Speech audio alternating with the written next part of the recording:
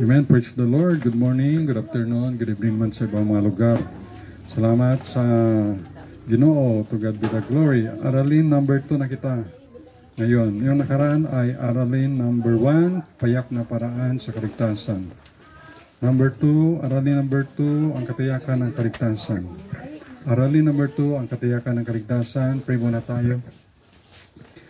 Our God, our Father in heaven, thank you for this day. Salamat sa buhay at lakas. Thank you, sweet Holy Spirit. Patawad sa aming sala pagkulang. Kayo mag-bless sa aming aralin ngayon. Kayo po mauna, banal na Espiritu, at kayo po ang maggabay sa bawat isa. Salamat po ng marami. Tamdalain po salamat. Holy Spirit, teach us in Jesus Christ's name. Tulungan niyo po ang bawat isa. Maging ang lingkod na gamitin. In Jesus Christ's name. Amen. Aralin number 2, ang katiyakan ng kaligtasan. Panimula sa tunay na pagsisisi, ang pagsisisi ito ay yung pagtalikod. Halimbawa, ikaw ay nakakumit ng kasalanan. Yun ay pinagsisihan mo. Ibig sabihin, huwag mo nang balikan. Halimbawa, ikaw ay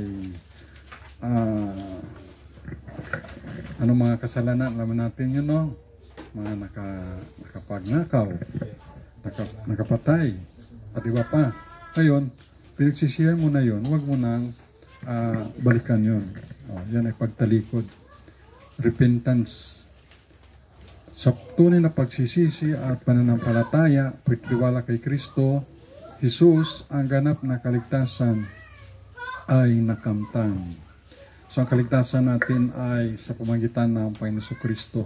For by grace are you saved through faith, and that not of yourselves, it is the gift of God.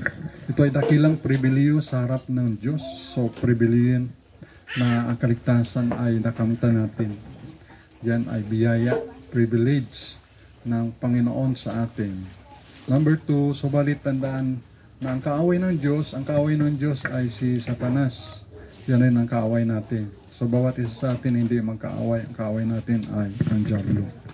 At yan rin ang kaaway ng Diyos ay kikilos upang tayo ay pag-alinlanganin sa ating kaligtasan. At sabi nga sa 1 Peter 5:8, siya ay natulad sa roaring lion.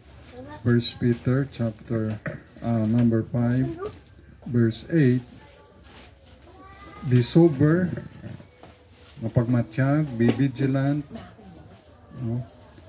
sober, sound mind, because your adversary, the devil, as a roaring lion, walketh about seeking whom he may devour.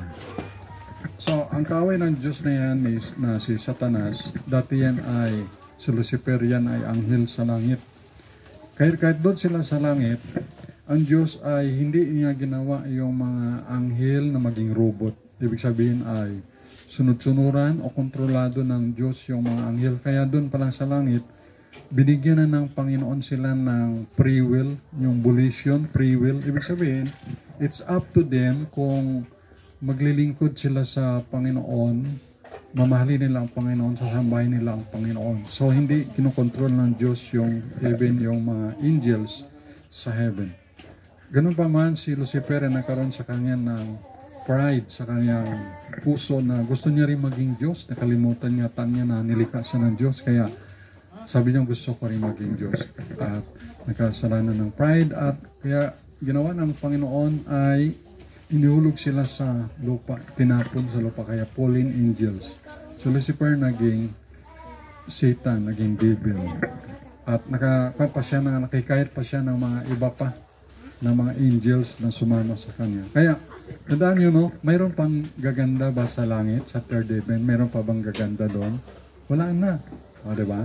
Dito sa lupa, kahit sabihin mo nakatira ka sa mansion, sa bungalow, pero dito sa sanlibutan, mayroong lindol. Sabihin mo na magandang bahay mo, mayroong baha dito, tapos maputik, no? Kahit hindi ka apektado, magiging apektado ka pa rin kay madamay ka rin naman kung mayroong kapupuntahan na lugar.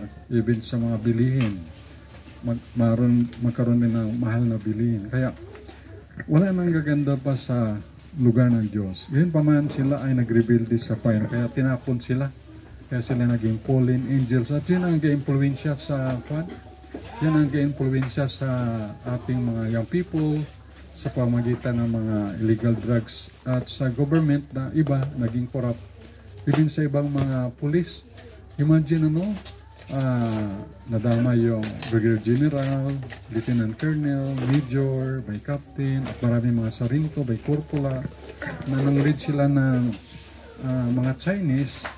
At nakita nila yung maraming mga pera doon, milyon, maging sa lamisa at sa vault, ay nahikayat sila. Kaya tama ang Biblia na for the love of money is the root of all evil. Di man lang nila inisip na sila ay may trabaho na, may sweldo na, pero nakuan sila, nasilaw sila sa salapi. Kaya ang sabi ng Biblia ay, for the love of money is the root of all evil. So yung pag-ibig salapi. So dapat, ang salapi, ang pera ay yan ay mabuting alipin, pero masamang amo yan. At huwag ibigin yan. No? Gastusin yan sa tamang paraan. Kaya nakuan sila na iba na demote, iba na dismiss, na tanggal serbisyo. So sayang, no? Ay meron na silang tinatanggap na sahod. Pinakamababa yung sa PO1 ay 29,000. Ako nga walang sahod. Pero napapatuloy sa Panginoon. Kaya tama pa rin yung Biblia na ang pag-ibig sa salapi ay ugat ng lahat ng kasamaan. Although kahit may ginawa ka naman na mabuti, pero yun pa rin ay nahikayat ka na gumawa ng masama, so mayroon pa rin karampatang parusa. Kung gumawa ang mabuti, may karampatang panaman yan, gantimpala. Anyway, yan ay taring ipag-pray natin. Maybe hindi sila nakadalo ng mga Bible study. Kaya may tinatawag na internal cleansing. Kaya gano'n ang trabaho ni Satan. Influensya niya yung mga government officer para mahikayat niya na gumawa ng pagkakasala. Salamat sa Panginoon at hindi naman lahat. No? Mayroon mga matitino na mga pulis at saludo tayo sa kanila na kontemptuhan sila sa kanilang sinisweldo. Paglilingkod sa Diyos at sa bayan. Kaya nga, yun ang gawain ni Satanas. Naghanap siya sa 1 Peter 5:8 na be sober, maging sound mind, no? Sound ating mind, vigilant, because your adversary, the devil, is a roaring lion, walketh about seeking whom he may devour. Lahat yan ay walang exempted. Lahat tayo ay makaranas niyan. At sa tulong ng Diyos ay mapagtagumpayan natin yan. Even si Lord Jesus nga hindi nakaligtas sa panunukso ni Satanas. 3 times siya tinukso. Pero anong sagot ni Lord Jesus? It is written, it is written, it is written. Nasusulat. Kaya lumayas na lang si Satanas dahil hindi niya nakayanan ang Panginoong Isus. Dahil palagi ang sabi ng Panginoong Isus ay ang salita ng Diyos ay nasusulat. Number 3, ito ay magiging hadlang sa spiritual na paglago at paglilingkod ng isang Kristiyano. Number 4, ang layunin ng araling ito ay patatagin tayo sa ating pananampalataya at tiyakin natin na tayo'y maroong buhay na walang hanggan. Of course, tiyak na tayo ay may buhay na walang hanggan. Dahil dito yun nakasulat sa 1 John 5:11-13. Ito yung ang patutuo ng salita ng Diyos. Roman numeral number 1, ang patutuo ng salita ng Diyos. Ito yung testimony ng salita ng Diyos sa John chapter 30 verse 31. John 20 verse 31. Sabi po dito, John 20 verse 31. Basahin ko, pakinggan ninyo. Sabi po dito, but these are written that ye might believe that Jesus is the Christ, the Son of God, and that believing ye might have life through His name. Sa panampalataya nyo sa Panginoong Hesus, sa Kanyang pangalan, ay magkaroon kayo ng buhay sa Kanya. At ito yung patutuo. Ito yung testimony ng assurance sa atin ng Panginoon, ang salita ng Diyos sa 1 John chapter 5 verse 11. hanggang 13, and this is the record. So, naka-record dito sa Bible. May record tayo. Na ano sabi? That God had given to us eternal life. Binigyan tayo ng eternal life. So, sa lupa, ang buhay natin ay temporary life. Ang pinakamatagal lang na buhay dito sa lupa, si Methuselah 969, si Adan 930, si Moses 120, si David 70. Sana mabot na tayo ng 120. Malakas. Di bali matanda ang edad, basta ang lakas at ang paningin ay malinaw, hindi malabo ang ating mga mata. Sabi dito, given to us eternal life. Eternal life is eternity yan, hindi lang yan million years, billion years, yan ay for eternity. And this life is in His Son. He that hath the Son hath life. And he that hath not the Son of God hath not life. Yung may Jesus Christ ay mayroong buhay, at yung walang Jesus Christ, Son of God, ay walang buhay.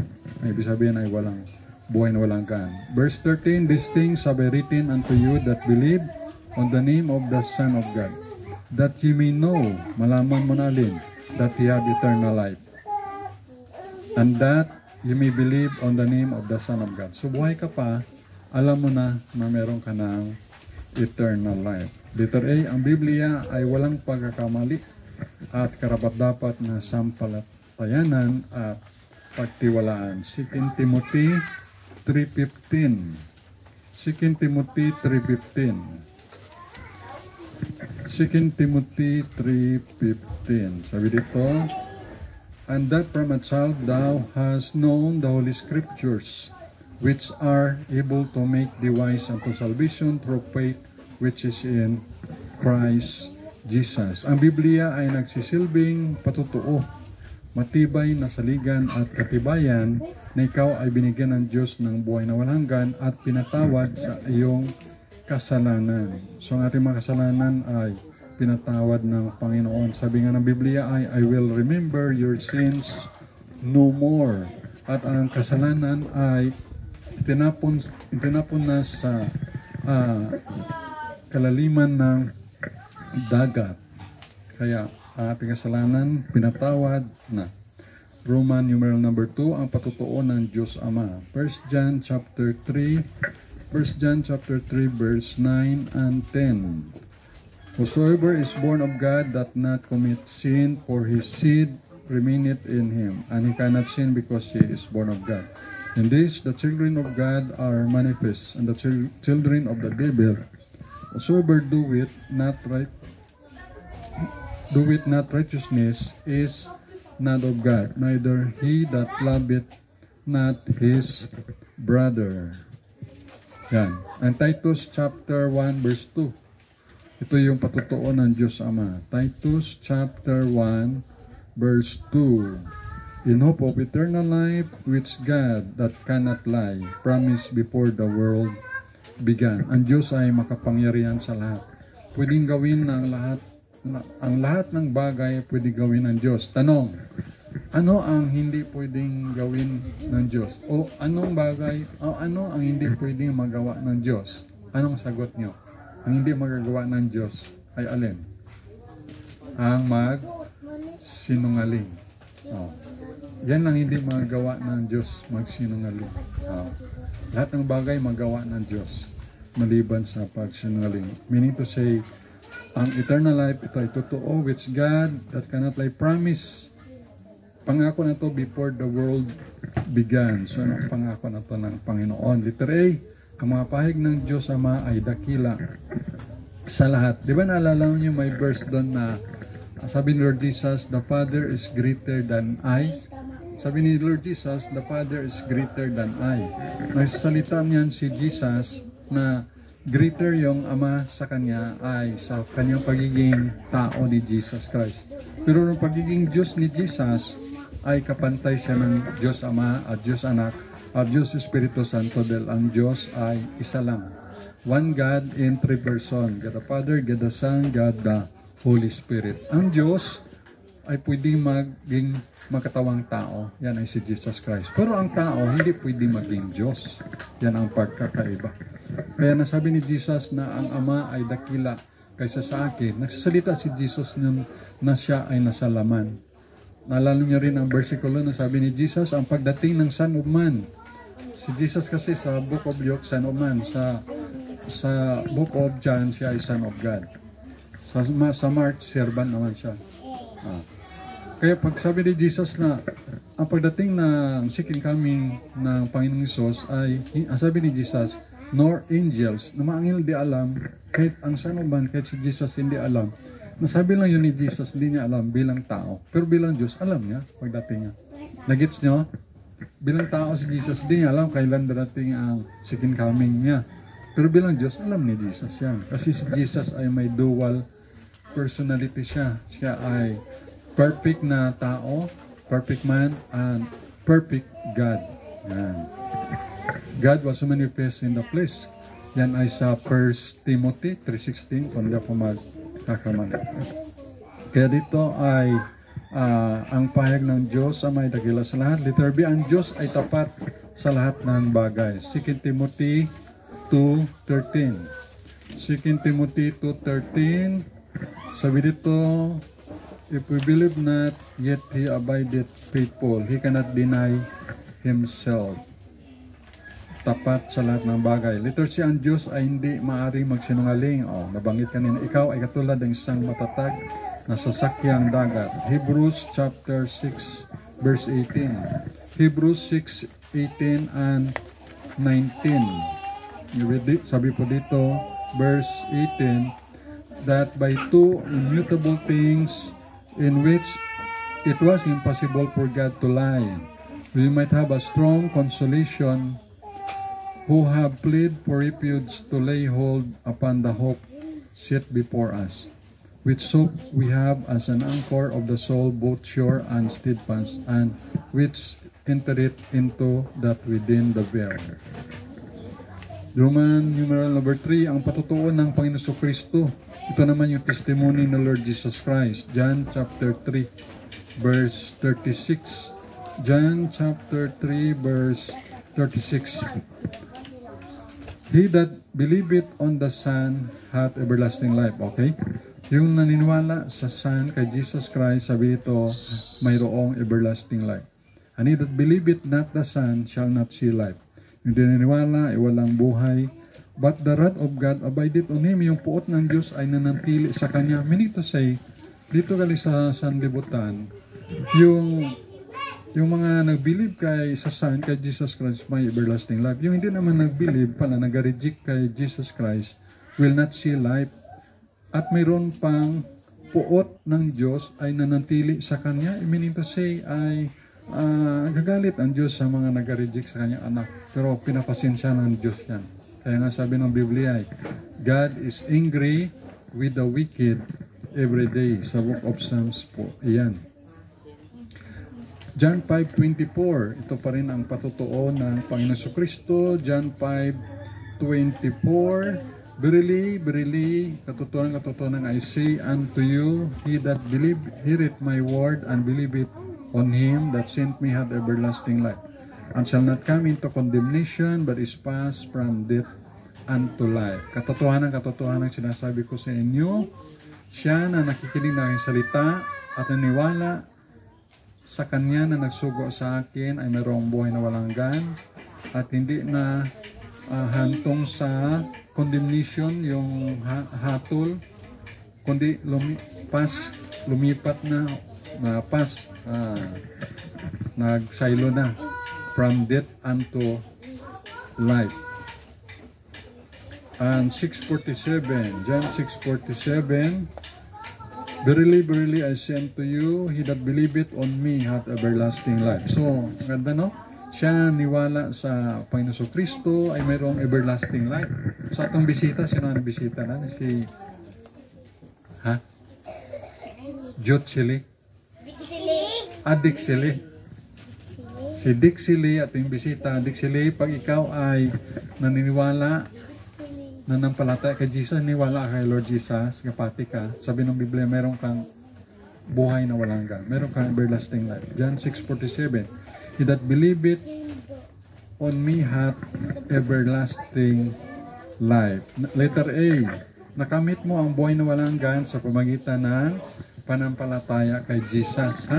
Wala yan sa religion, wala yan sa pagiging Baptist, Iglesia, Katoliko, Mormon, Saksi, Born Again, ano pa, mga Sabadista, or CCF, Day by Day, wala yan, o Victory. Ang pagiging ligtas natin ay dahil kay Lord Jesus Christ. Kasi ang pinako sa cross, persona, si Jesus Christ. Wala namang pinako na simbahan o reliyon, kundi si Jesus. Yan ang kaligtasan, through Jesus Christ. Letter B, kailanman ay hindi tayo mapapahamak. Praise the Lord, hindi tayo mapapahamak. John chapter 10 verse 27, hindi tayo mapapahamak. Yan ay malaking assurance sa atin. John 10:27 and 28. Sabi po dito, my sheep hear my voice and I know them, and they follow me.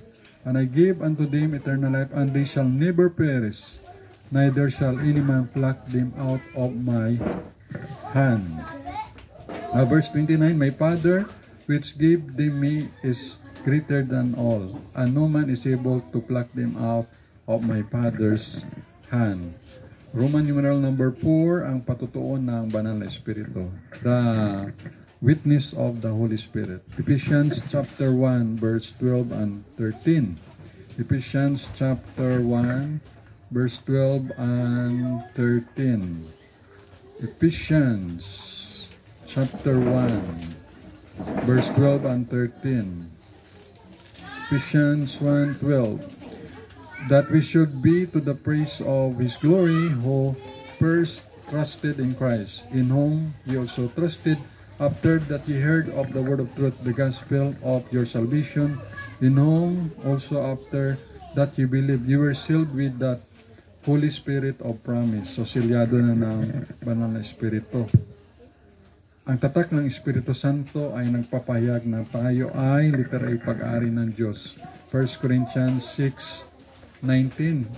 Pag-ari tayo ng Diyos. 1 Corinthians 6 verse 19. 1 Corinthians chapter 6 verse 19. Na tayo ay pag-ari ng Panginoong Diyos. Verse 19. What? Know you not that your body is the temple of the Holy Ghost? Ang ating katawan ay templo ng Banal na Espiritu, which is in you, which ye have of God, and ye were not your own. Letter B, may katibayan na tayo ay na kay Kristo Jesus. Roma 8:9. Romans 8:9. Ito yung katibayan na tayo na ay na kay Jesus Christ. Romans 8:9, but ye are not in the flesh, but in the Spirit. If so be that the Spirit of God dwell in you now, if any man have not the Spirit of Christ, he is none of his. Roman numeral number 5, and the last, ang patutuon ng iyong bagong buhay. 2 Corinthians 5:17. Ano sabi 2 Corinthians 5:17? Therefore, if any man be in Christ, he is a new creature. All things are passed away, behold, all things become new.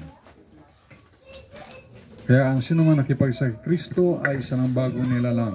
Wala, lumipas na ang mga dating pagkatao, narito pawang bago na. So tayo ay nagkaroon tayo ng dual na pagkatao, mayroong old sinful nature at new nature na gawa ng Panginoon. Tayo nagkaroon na tayo ng divine nature because of Jesus Christ. May divine nature na tayo. Literally, alisin ang pag-iisip, panalita at mga gawain hindi karugod-lugod sa Diyos at sa kapwa. Letter B, pinatutunayan ng ating pagbabago na ang Panginoon ay nananahan sa atin. Letter C, ang Banal na Espiritu ay nagbubunga ng mga makalangit na biyaya. Galatians 5:22, ito yung the fruit of the Holy Spirit. Galatians chapter 5 verse 22 and 23. Ito yung the fruit of the Holy Spirit. Galatians chapter 5 verse 22 and 23. Galatians chapter 5 verse 22. But the fruit of the Spirit is love, joy, peace, long-suffering, gentleness, goodness, faith, meekness, temperance. Against such there is no law. So, yan ang blessing ng Panginoon na meron tayong fruit of the Holy Spirit. So, yan ang blessing. Siyam na fruit of the Spirit, no? Ano ang una? Love, no? Joy, peace, long-suffering, meekness, temperance, at iba pa. Basta siyam yan. So, meron tayong katiyakan ng fruit of the Holy Spirit at katiyakan ng kaligtasan. Let us go to the Lord in prayer. Okay, mabilis tayo ngayon. Dakilang Diyos, Ama naming banal sa langit, maraming salamat po sa aralin number 2, katiyakan ng kaligtasan. Salamat po, Ama, dahil sa Panginoon Kristo, at salamat din sa iyo, Sweet Holy Spirit, dahil sa aming panampalataya, galing rin ang panampalataya na ito sa iyo, Panginoon Diyos, ay binigyan mo kami ng biyaya ng kaligtasan, at salamat po sa assurance of salvation. We pray rin, Panginoon, namin mga unsaved loved ones, sila maligtas sa mga kaibigan sa Facebook, sa YouTube, that will come to the saving knowledge of our Lord and Savior, the Lord Jesus Christ. They will repent of their sins and ask forgiveness to God for the sins and believe the Lord Jesus with all their heart, and by faith receive, confess Jesus Christ to be their Lord and Savior.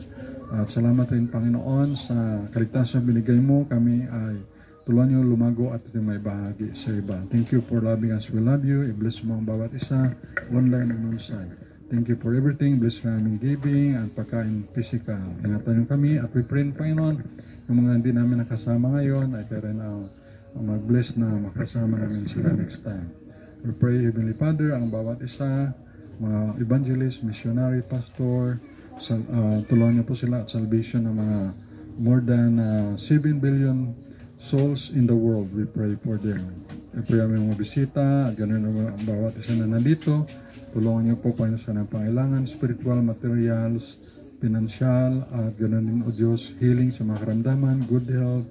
Tulungan mo si Nahedi, Namili, Sister Pen, si Monique, Lindin, Papa, Jo, Matitit, si Edgar, si Bong, si Dino, Nila G. Edinburgh, then si Ricalin, si GR, Kuya Julius, Kuya Ricky, Kuya Rickboy, Dennis, Joseph, Dinan, family, ganun o Diyos, si Ate Inday, Ate Bibi, Ate Nitang, Ate Bing, Panginoon, Kuya Go, Kuya Amado, Kuya Raul, Kuya Boy, Kuya Buyet, ganun Diyos, Pastor Coliano, Pastor Bong Bantogon, Pastor Gamao, Pastor Yuli, Pastor Jess, Pastor Dan, Pastor Jim, Pastor Chagan, ganun si Pastor Padiris, Pastor Nabli, si Pastor Buboy Aguilar, si Pastor Mandel, Pastor Oliver, Diyos si Pastor Sean Mark, Pastor Jude, Pastor Wilbert, Pastor Arlan, Pastor Abulario, Pastor Nisti, Pastor Carlito, at Pastor Ali, Diyos si mga pastor pa o Diyos yung mga hindi ko nabanggit at mga missionary, kaya rin ang mag-bless Panginoon sa mga bago at mga dati na mga missionary. Ingatan niyo po sila at kailan sa bawat isa nandito, maging kay Rilankin, Ricky J, John Lister, Kiertong, kay Crystalline, kay Caitlin, kay ganun Diyos, kay sa mga bisita, kay Jisiril, ag sa iba pa, Ginoo, nga iya makaron. Kaya mag-bless nyo ka na banggit, kaya mag-bless man. I-bless mo na aming bansa, kay mga pangunas, kay Vice President BP Sara, kay Sara, at kay President Bongbong Marcos. We pray man, Lord, buligam sa na sa Ancient Department of Agriculture, ang bigas po ng presyo ay bumaba, maging ang gasolina pa yun, para hindi mamirapan yung babatis sa amin, lalo mga mahirap sa mahal na bigas, Panginoon. We pray na magbaba yung mga bilihin, Panginoon, especially sa bigas at sa gasolina, Panginoon. At we pray rin, O Diyos, pala niyo rin mga churches, mga Baptist churches, at maraming mga kaluluwa makakilala, makatanggap kay Jesus Christ, their Lord and Savior. Your will be done on earth as it is in heaven, Father God. Thank you, Sweet Holy Spirit. Thank you for loving us. We love you. Pala niyo si Mami Lynn Guevara, at yun iba pa ng mga anak mo, hindi ko nabanggit kayo, mga comforting sa De La Cruz family, Sister Amy. Meron kay Milit, sana Mr. Comfort rin, Panginoon, sa pamilya ni Milit. Nag-adjust pa lang yun ang Pastor Prayer Fellowship, kila Pastor Albert sa Tuesday. Ingatan niyo mga young people, Panginoon, sa Sports Fellowship mamaya hapon sa Kamansiso. Ingatan niyo sila, ingatan nila sa mga injury. Bless mo rin ang PH Binto, ang SI home base at ang mga participants, Panginoon, mga estudyante namin ni Angging. Kayo mag-bless. Ikaw magabulig man. Sa mga estudyante, Joyce, JJ, tulungan nyo si Rilankin, si Laikertong, Crystalline, Caitlin, at aming bisita, ganyan sa mga iba pang mga estudyante, tulungan nyo sila, Panginoon, sila si Linlin, si Jomar, Repririn, Panginoon, may Cecilia, at si Pau Pau, bigyan ng magandang trabaho. Tulungan nyo rin si Dino, si Nila, sa kanilang mga needs at sa paglipat, Sir Dennis, tulungan nyo ingatan, gusto dito rin paglipat, Panginoon, na matitiran, i-bless mo rin, Panginoon. Salamat po, kay i-bless mo ng Israelite, salvation nila, matapos ng gira sa Gaza, sa Israel, Panginoon, at sa Ukraine. We pray, Panginoon. Ang pag-ibig, ang mag-ari, Panginoon, because God is love. Sa lahat ng glory and power, your will be done on earth as it is in heaven, O God. Thank you, at kayo magbigay sa amin ng mahabang buhay, good health, at blessing. May kay Vanessa, kay Julian, ingatan mo rin, kay Insoy, Ricky Bornales. We pray man si Vanessa, si Day, desire na magkaanak, kaya makalubin siya ng anak, Panginoon, ng baby. In Jesus Christ's name, salamat po. Amen. Amen. God bless. Bye-bye.